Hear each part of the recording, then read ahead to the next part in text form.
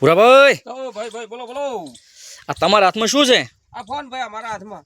તો આ ફોન વિશે કોઈ કહેવા માંગો છો? એટલે આ ફોનમાં તો હું ખૂબ વિરોધી છું ને ફોન માટે તો હું બાદને હાવું ને માવ વિચારો ને બાદને કહેવા માંગુ છું કે ભાઈ તમે આ નાના છોકરાને ફોન મતાલો ભણાવો અને ફોન આલીને તો છોકરો બગડી જાય. પહેલામાં બીજામાં છોકરો ભણવા જતો નથી ઘોડિયામાં ફર્યું હોય તો એની માં કહે છે લે બેટા ફોન હુર્યો પાલી છોકરો રોવે છે કોમળીને નોખે પેલો પડ્યો ફોન ભાળતો હોય.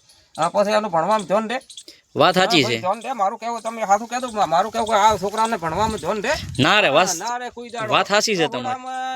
બઈને રોટલા કરતા કરતા ગેમ ભાળતા હોય રોટલી તો તમે બળતી હોય પછી છોકરું રોતું હોય તો ઘોડિયામાં ફોન નાખી લે માલું ગલુડિયું લે બટી ફોન પાલ એટલે એને ઈ મત કરો અને તમે ફોન આ ટચિંગ ફોન છોકરાને મત આલો ને હાલી ભણવા મેલો. પેલા સોનો વખત તો બાપ દાદા ને બીજા બાપડા છે આવા ફોન રાખતા. સાચી વાત. હા આ ફોનમાં તો દુનિયા બગડી ગઈ.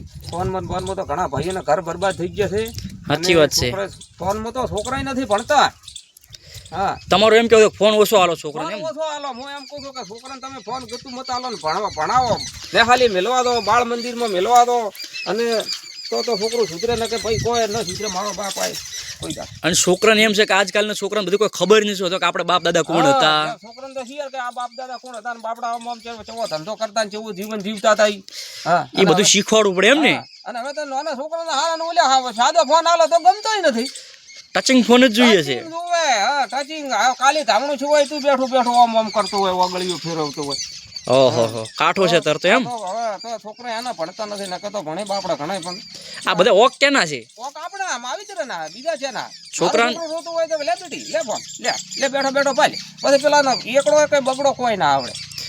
આ બધા ઓક મા બાપના જ છે એમ ને. બાપના છોકરો ઘરે ના હાલેથી આવે ને તું પૂછવું પડે કે બેટા કેટલું લસ્યું બેને કે સાહેબે શું લસીને આલ્યું ક્યું લીસીને આલ્યું એકડી કકો બારકડી એ આલ્યું એ બેઠા લોકો ના પેલો છોકરો સૂટમાં જગતર ઉછળી ને એને મમ્મી ફોન આલે લે બેટા બેઠો ગેમ ભાઈ બેટા બીજા દાડે વિહારે કે બેની ઘેર શું લેશે આલ્યું શું ના આલ્યું. અને પછી શિક્ષકની ભૂલ કાઢે છે એમ ને. તો કહે છે કે માસ્તર બેન સાહેબોને ભણાવતા ને બાપડા ફોટો ફૂટી તો મેલે ને પછી ઘરે આવે એટલે વિહરાઈ જાય.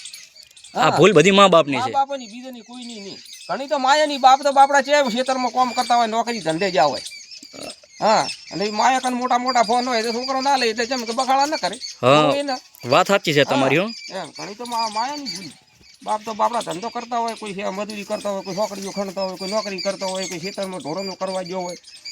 હા તો મિત્રો મારો વિડીયો તો તમને ગમતો હોય તો કોમેન્ટ કરો ને આગળ 5 જણા કોમેન્ટ કરીને 5 જણા વિડીયો મેલો અને તમને ન ગમતો હોય તો કોમેન્ટ કરો.